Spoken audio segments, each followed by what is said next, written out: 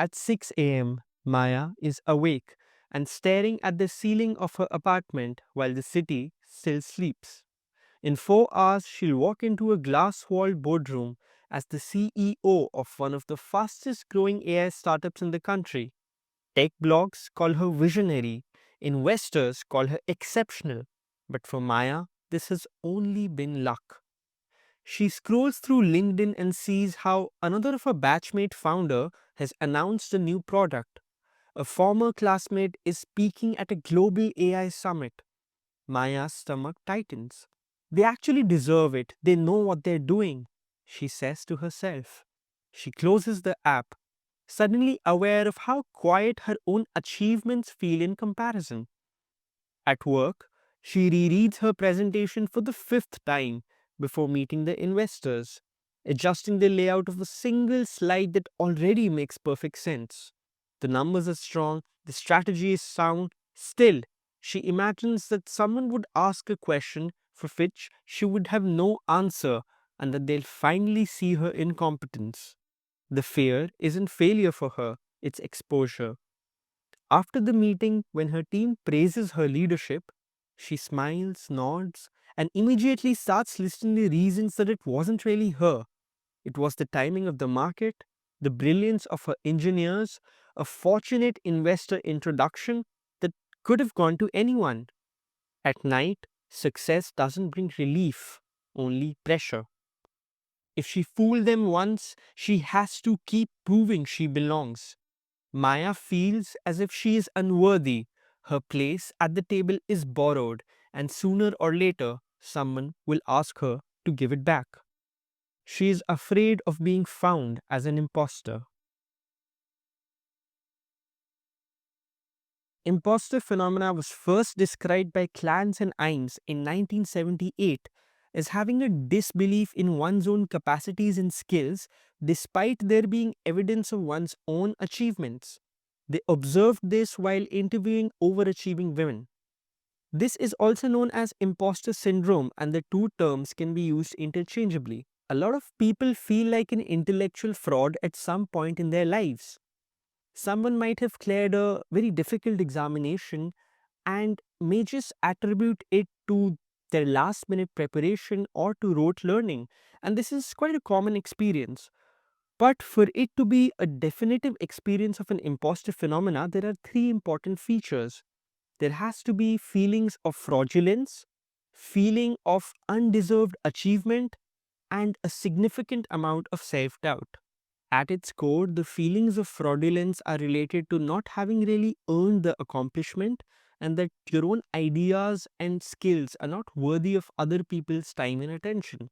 Imposter syndrome is often comorbid with depression and anxiety and is associated with impaired job performance, job satisfaction, and burnout among various employee populations, including clinicians. There is also a lack of confidence, dysphoric mood, negative self evaluation, and procrastination. Prevalence rates of imposter phenomena vary significantly from 9% to 82% depending upon the screening tool and the specific cutoff score that has been set. There is a lot of variation because it is not a recognized psychiatric disorder and there is a lack of treatment evidence. Let's take a look at some of the antecedents of imposter phenomena. Antecedents are conditions, experience, or factors that exist before a behavior that might help explain why it occurs. The first are demographic factors: race, ethnicity, and gender. Maybe if you belong to a social group that is ostracized or marginal, you're more likely to experience imposter phenomena. Cultural factors, which is related to the definition of success and expectations. For example, South Asian cultures demand more in terms of academics as compared to Western cultures. There are familial factors, having high parental expectations, overachieving parents, or a feeling of having to be perfect being normalized in a family. And there are also environmental factors, which means you could be surrounded by overachievers or being in a learner position under constant evaluation.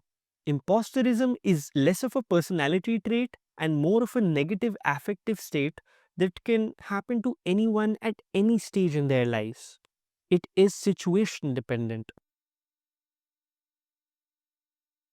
Individuals who report high level of impostorism or imposter phenomena attribute their previous successes to external factors like luck.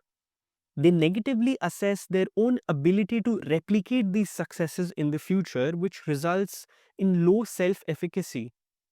This low self efficacy concurs with their already existing low self esteem, which kind of perpetuates the overall negative self view they have of their own self. Individuals who report higher levels of impostorism also tend to be higher on perfectionist tendencies and tend to procrastinate in their work.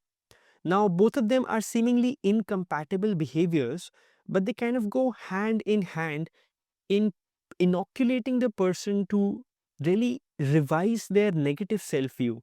If they have a goal and they tirelessly exert themselves in a perfectionist manner in order to achieve that goal, at the end of it, they would attribute it to effort rather than their own ability. On the other hand, procrastinating on tasks become more likely when they feel they cannot live up to their own perfectionist standards.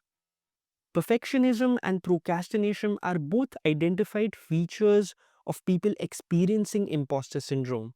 Also, it's interesting to note that there might be different types of imposter phenomena experiences. A research study was conducted with 183 professionals in leadership positions who exhibited a pronounced imposter self concept. The researchers concluded that there are two types of imposters. The first are true imposters that are characterized by the negative self views. So, imposterism for them is a form of self perception that leads to strain and self handicapping behaviors. Whereas the other kind are called strategic imposters who seem to be less troubled by self doubt because they do not have negative self perception and it constitutes a form of self presentation or how they want to be perceived by the world.